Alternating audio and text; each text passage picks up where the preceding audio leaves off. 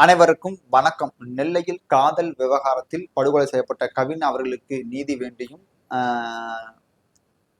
தென் தமிழகத்தில் நடக்கக்கூடிய குற்றச்செயல்களை கண்டித்தும் புதிய தமிழகத்தை கட்சி சார்பாக ஒரு கண்டன ஆர்ப்பாட்டம் போட்டிருந்தாங்க. அதில் பேசின புதிய தமிழகத்தினுடைய கட்சி மாநில அணி தலைவராக இருக்கக்கூடிய ஷியாம் கிருஷ்ணன் அவர்கள் பேசினதுல நம்மளுக்கு ஒரு சின்ன கருத்து முறை. என்ன பேசினாருன்னு பார்த்தீங்கன்னா, கொலையாக இருந்தாலும் சரி, எந்த கொலையாக இருந்தாலும் ஒரே ஒரு குறிப்பிட்ட ஜாதி மட்டும் தான் இங்க 95% வன்முறைக்கும் கொலைகளுக்கும் காரணமா இருக்கு. அந்த ஒரு ஜாதியினுடைய காரணத்தால இங்க ஒட்டுமொத்த தென் தமிழகம் இன்னைக்கு தமிழ்நாட்டில் தென் தமிழ் இருந்தாரா, திருநெல்வேலி தூத்துக்குடி கொலை கொண்டுட்டே இருப்பீங்கன்ற நிலைக்கு மாறு. அந்த ஒரு ஜாதி திருந்த வேண்டும், அவர்களை பண்படுத்த வேண்டும் என்று ஆங்கிலேயர் காலத்துல முயற்சி பண்ணிட்டே இருக்காங்க. ஆனால் அவருடைய காட்டுமிராண்டித்தனம் இன்னும் மாறவே இல்லை. அவர் அப்படியே ஜாதியோட ஊர்ல காட்டுமிராண்டித்தனத்தோட இருக்காங்க. அதனால இதை காவல்துறை கட்டுப்படுத்தணும், இல்லாட்டி அவங்க ஒதுங்கி நின்றா கட்டுப்படுத்துறது எங்களுக்கு தெரியும். அதுதான் அதாவது தென் தமிழகத்தில் நடக்கக்கூடிய குற்றங்களுக்கு ஒரு குறிப்பிட்ட சமூகம் மட்டுமே காரணமா இருக்கு.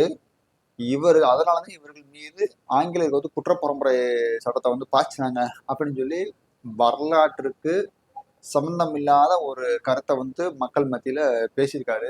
அதாவதுன்னு நம்ம புதிய தமிழகத்தின் மீது ஐயா கிருஷ்ணசாமி, அண்ணன் சங்கர் குரு போன்றவர்களுடைய பேச்சுக்கள் மிக அருமையை நம்ம விரும்பக்கூடியவர்கள். இருந்தாலும் தவறு என்ற பட்சத்தை சுட்டி காட்ட வேண்டும். அதாவது தமிழகத்தில் இந்தியா முழுவதும் குற்றப்பரம்பரை சட்டம் அமல்படுத்தப்பட்டது. முதல்ல வடக்குல கொண்டாந்தாங்க. ஆனா ஆக்சுவலாக கொண்டாந்த சட்டம் திருடர்களை ஒழிக்கதே கொண்டு வந்தது. ஆனா பிற்காலத்தில் ஒரு சட்டம் என்ன ஆச்சு, சாராம்சம் நீங்க அதை போய் படிச்சுனா தெரியும். ஆங்கிலத்தை எதிர்த்து போராடக்கூடியவர்கள் மீது இந்த சட்டத்தை பாய்ச்சினாங்க. இன்னைக்கு எப்படி பிசிஆர் சட்டம், இந்த பெண்கள் வன்முறை சட்டம்லாம் போய் தவறாக பயன்படுத்தப்படுது. பெண்ணை அடிக்காம போய் என்னை அடிச்சுட்டேன்னு சொல்லி இப்போ கம்ப்ளைண்ட் கொடுக்குறாங்க. எனக்கு ஜாதி பேர் சொல்லாமே போய் ஜாதி பேரை சொல்றது பிசிஆர் கொடுக்குறாங்களே, அதே மாதிரி அந்த காலத்துல ஆங்கிலம் பண்ணியிருக்காங்க, அப்பயே அவன் பண்ணியிருக்காங்க. இந்த மாதிரி பண்ணது தென் தமிழகத்துல வரும்போது 89 ஜாதிகள் மீது கொண்டு வரப்பட்டதுனே. இன்னைக்கு நீங்க சொல்லக்கூடிய பழமொழி சமூகத்தில் இருக்கக்கூடிய குறவர் சமூக மக்கள் அதுல அடக்கம்.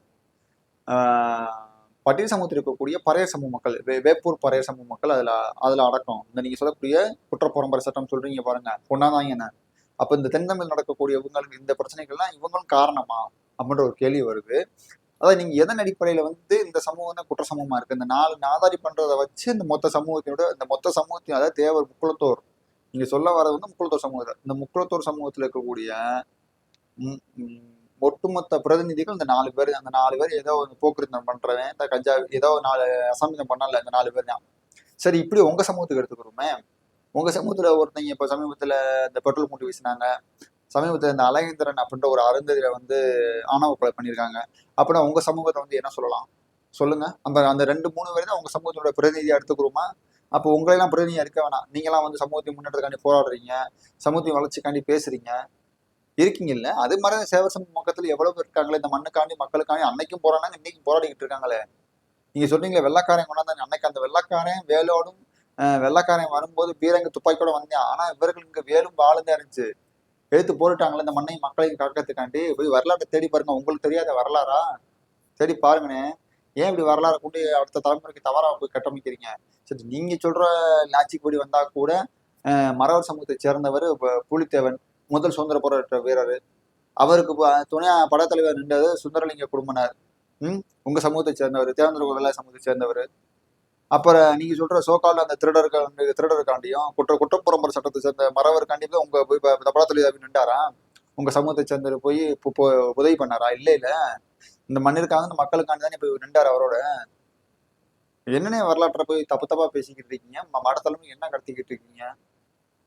சரி, நீங்க சொல்றபடி வெள்ளைக்காரன் கொண்டாந்தானா, அந்த வெள்ளைக்காரன் கொண்ட சட்டத்தை எதிர்த்தே ஒரு வெள்ளைக்காரன் இந்த இங்க வழக்கறிஞராக இருந்து சார்ஜ் ஜோசப் அப்படின்றவர் இந்த மக்களுக்கு இந்த சட்டத்தை, கைதேக சட்டத்தை, வாய்ப்பூர் சட்டத்தை எடுக்கணும்னு சொல்லி, குற்றப்பரம்பரை சட்டத்தை எடுக்கணும்னு சொல்லி போராடுனானே.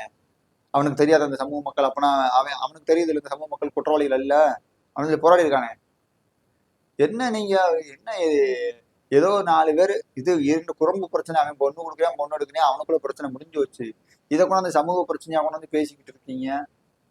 ஏன் அப்படி பார்த்தா ஒவ்வொரு சமூகத்திலயும் ஒருத்தன் இன்னைக்கு ஒருத்தன் பொண்ணு கொடுக்கல, ஒரு பொண்ணு காதலிக்குன்னு சொல்லி கழுத்தை கிழிச்சிருக்கான், ஆசிட் ஊத்துறான். அப்போ அவன் அந்த ஆசிட் ஊத்துறான் அந்த சமூகத்தோட பிரதியை எடுத்துக்கிட்டு இந்த சமூகத்தை சேர்ந்தவர்கள்லாம் பாருங்க, பெண்களை காதலிக்காவிட்டால் ஆசிட் வீசுகிறார்கள் அப்படின்னு சொல்லி பேசிக்கிட்டு இருப்போமா? என்ன தமிழ் சமூக ஒற்றுமைக்கு தான் இன்னைக்கு பாருங்க 6 லட்சம் பேர் வடமாநிலத்துக்காரங்க தமிழகத்தை ஓட்டுரிமை வாங்கிட்டான்னு சொல்லி நியூஸ் வந்துகிட்டு இருக்கு, என்னென்னமோ போய்கிட்டு இருக்கு. ஆனா நீங்க என்னன்னா இருக்கிற 2 தேவத்தை மோதக்கூடிய வேலைகள் தானே செஞ்சுக்கிட்டு இருக்கீங்க. நான் மற்ற கட்சிகளை இது வரைக்கும் நான் குறை சொல்லியிருப்பேன். இந்த ஐயா கிருஷ்ணசாமியோ புதிய தமிழ் கட்சி நான் பேசினதில்லை. ஏன்னா அவர்கள் வந்து கரெக்டான தெளிவான பாதையில போய்கிட்டு இருக்காங்க எனக்கு தெரியும். கலப்பு திருமணத்தால வந்து சாதியெல்லாம் ஒழியாது அப்படின்னு சொல்லி பேசக்கூடியவர்கள் நீங்கள். வருங்கால தலைமுறைக்கு முன்னுதாரணம் இருக்கக்கூடிய நீங்கள். ஆனா ஏன் இப்படி தவறான ஒரு வரலாற்றை திடீர்னு கொண்டு வந்து பேசிக்கிட்டு இருக்கீங்க? அரசியலுக்காண்டி இப்படி பேசாதீங்க. இந்த கருத்தை பேசிக்கிட்டு இருக்கோம். இன்னைக்கு தமிழகத்துல நம்ம நீங்களும் பேசுறீங்க, நாங்களும் ஆண்டவர்களே, பல்லர்களே பாண்டியர்கள், நாங்கள் தான் ஆண்ட பரம்பரை, இங்கிட்டு நாங்க தான் ஆண்ட பரம்பரை எல்லாம் பேசிக்க. காசுல திராவிடனுக்கு ஒருத்தன் அடிமை, ஒருத்தன் ஆரியனுக்கு அடிமை. இன்னைக்கு தமிழ்நாட்டுல 70 ஆண்டு காலம் சுதந்திர இந்தியாவில ஆண்ட பரம்பரை பேசுறதுக்கு தமிழ் சாதி பூரா ஒரு 5 வருஷம் ஆண்டதா கூட ஒரு 12 13 ஜாதி ஆண்ட பரம்பரை ஜாதி ஆயிருக்கும். 70 வருஷமா வெறும் ஆண்ட பரம்பரை தான் பேசிக்கிட்டு இருக்கிறது, ஒருத்தனை ஆளல. ஏனே இப்படி இருக்கிய? வருங்கால அதே நம்ம தமிழ் தேசியத்தின் பிள்ளைகளா இருக்கக்கூடிய 2 பேரும் அடிச்சுக்கு சேர்த்தா மற்றவனுக்கு தான் கொண்டாட்டம். சரிங்களா? இதை உணர்ந்துக்கிறங்க. வருங்கால தலைமுறைக்கு நல்லது ஒரு கருத்துக்களை பகிர்வோம். சரிங்களா? என்னோட கருத்துக்கள் பிடிச்சிருந்தா லைக் பண்ணுங்க, ஷேர் பண்ணுங்க, சப்போர்ட் பண்ணுங்க, உங்களோட கருத்துக்களை சொல்லுங்க. நன்றி.